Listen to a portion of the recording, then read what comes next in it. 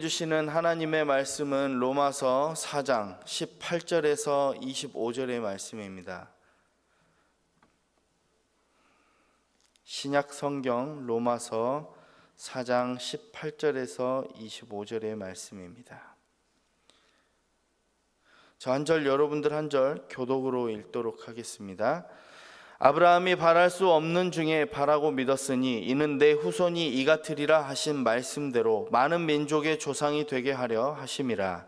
그가 100세나 되어 자기 몸이 죽은 것 같고 사라의 태가 죽은 것 같음을 알고도 믿음이 약하여지지 아니하고 믿음이 없어 하나님의 약속을 의심하지 않고 믿음으로 견고하여져서 하나님께 영광을 돌리며 약속하신 그것을 또한 능히 이루실 줄 확신하였으니 그러므로 그것이 그에게 의로 여겨졌느니라.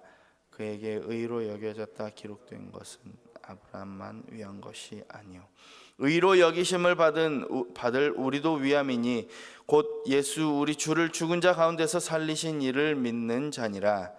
예수는 우리가 범죄한 것 때문에 내줌이 되고 또한 우리를 의롭다 하시기 위하여 살아나셨느니라. 아멘. 우리는 신앙생활을 하면서 아브라함에 대한 이야기들을 자주 들었습니다.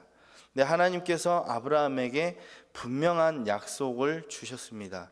내 몸에서 날 자가 내 상속자가 되리라 라고 말이죠. 그런데 이 약속을 받은 뒤에 아브라함의 상황이 즉시 바뀌었습니까? 그렇지 않았습니다. 오히려 시간은 점점 흘렀고 아브라함과 사라는 아이를 낳을 수 없는 상태까지 더 굳어져 갔습니다. 그래서 하나님은 생물학적 이 가능성이 완전히 사라진 상태까지 절망의 자리까지 아브라함을 이끄셨습니다. 여러분들은 이 일들을 보시면서 왜? 라는 질문을 해보신 적이 있습니까? 왜 아브라함에게 자손을 주시고 번성하겠다고 약속해 주셔놓고 100세가 되기 전까지 아들 하나를 안겨주지 않았을까요? 왜일까요? 왜냐하면 이 약속은 전적으로 하나님의 능력으로만 이루어져야 했기 때문입니다.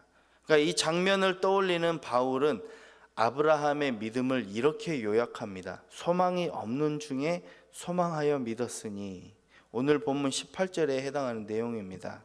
그래서 저희가 함께 본 오늘 본문 말씀은 믿음이란 무엇인가를 교과서처럼 정의하기보다는 믿음이 우리 실제 삶에서 어떻게 작동해야 되는지, 작용해야 하는지를 보여주고 있습니다. 그래서 그 결론을 분명히 이야기하고 있는데요.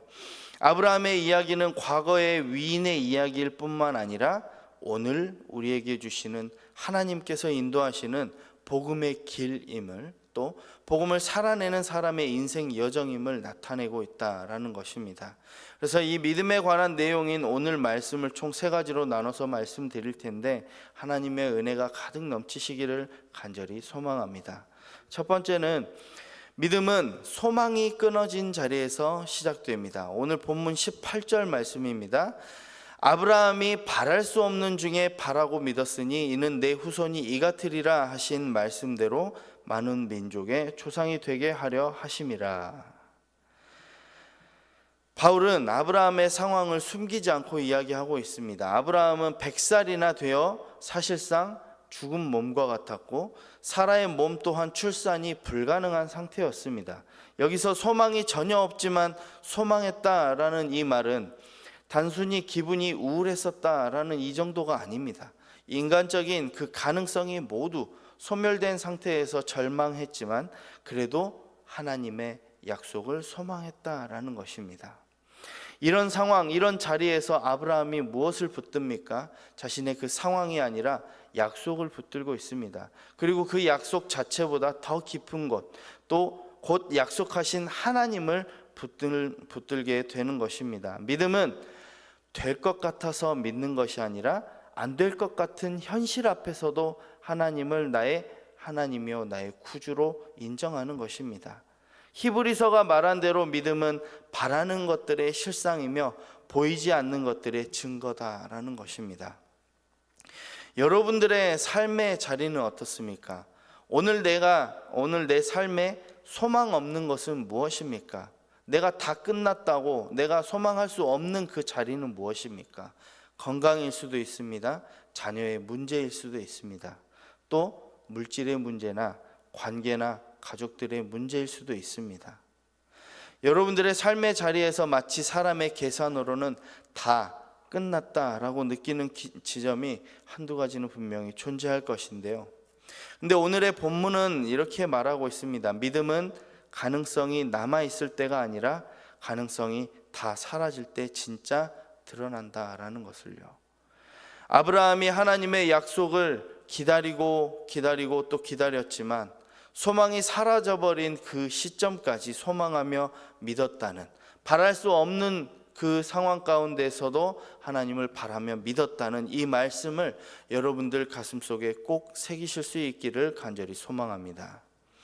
두 번째는 믿음은 의심이 아니라 하나님께 영광으로 나아갑니다. 오늘 본문 20절 21절의 말씀을 한번 같이 읽어보겠습니다. 시작.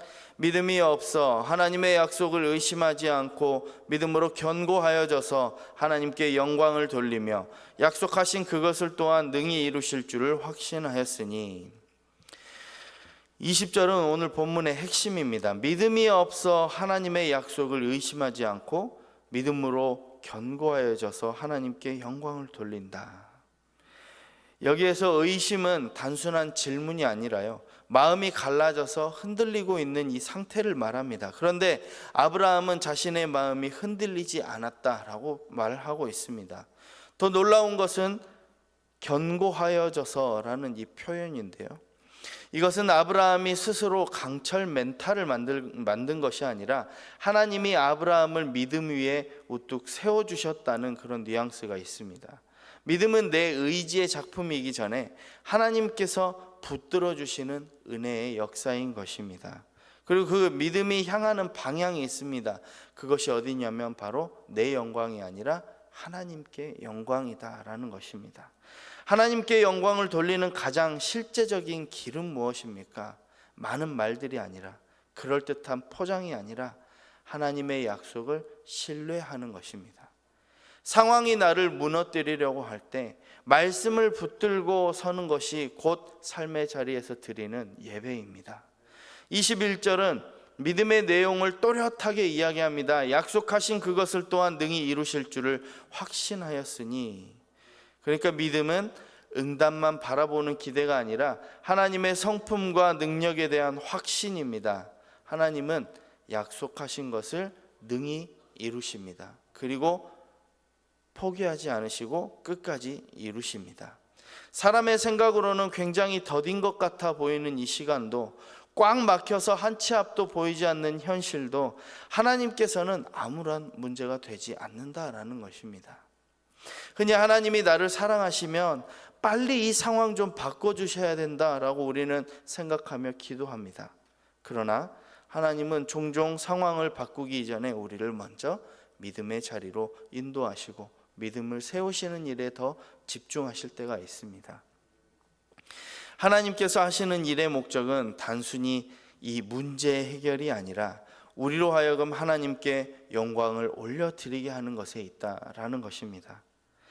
문제라고 고백하는 우리의 기도 제목을 하나님께서 빠르게 해결해 주시지 않는 것도, 또 더디게 응답하시는 것도, 하나님께서는 우리가 믿음으로 온전하게 바로 서고 하나님의 약속을 더 신실하게 믿기 위함일지도 모른다라는 것을 묵상하게 되었습니다.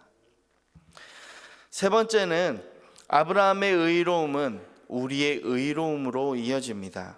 오늘의 본문 22절은 이렇게 결론을 내립니다. 그러므로 그것이 그에게 의로 여겨졌느니라.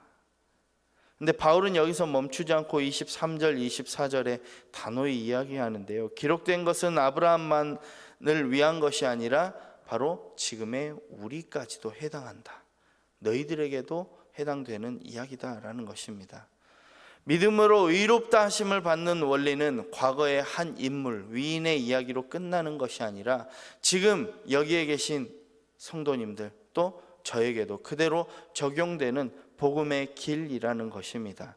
그리고 25절이 복음의 그 중심을 찍어주는데요. 예수는 우리의 범죄함을 위하여 내줌이 되고 또한 우리를 의롭다 하시기 위하여 다시 살아나셨느니라.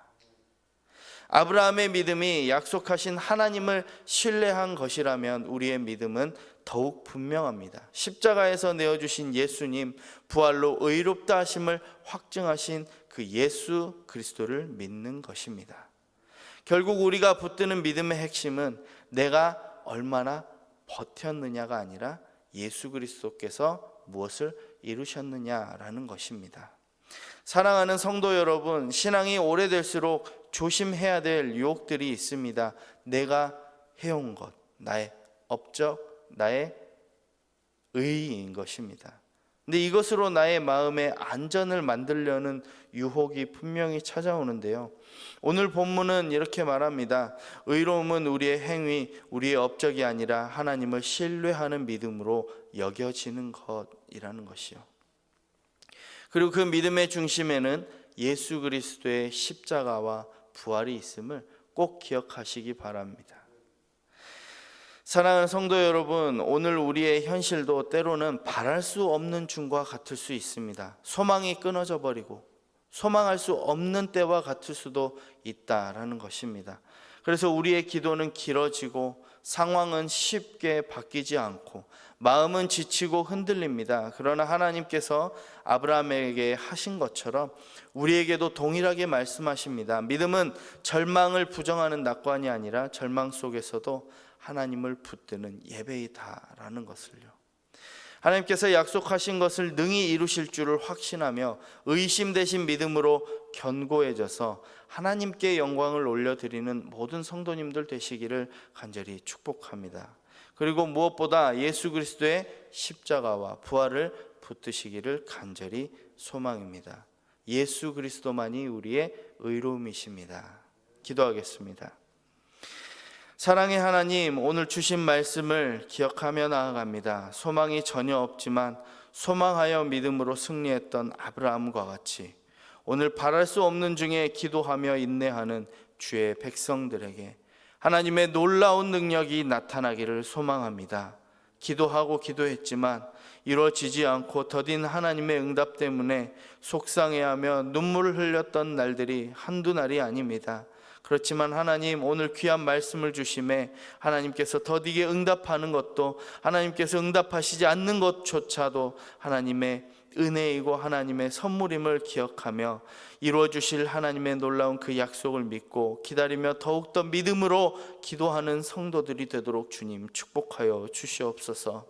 오늘 우리의 믿음이 하나님 앞에 더 깊어지고 강해지기를 소망합니다. 오늘의 삶을 살아가며 흔들리는 모든 어려운 상황 가운데에서도 예수 그리스도 한 분만을 붙들고 기도하며 승리하는 온 성도들이 되도록 주님 은혜를 더하여 주시옵소서. 이 시간 주님 앞에 나아오며 그냥 나오지 아니하고 귀한 물질을 하나님 앞에 올려드린 손길들이 있습니다. 주여 복에 복을 더하여 주시옵소서. 우리 주님께서 오늘 또 우리를 주장하실 줄 믿사오며 예수 그리스도의 이름으로 간절히 기도하옵나이다. 아멘.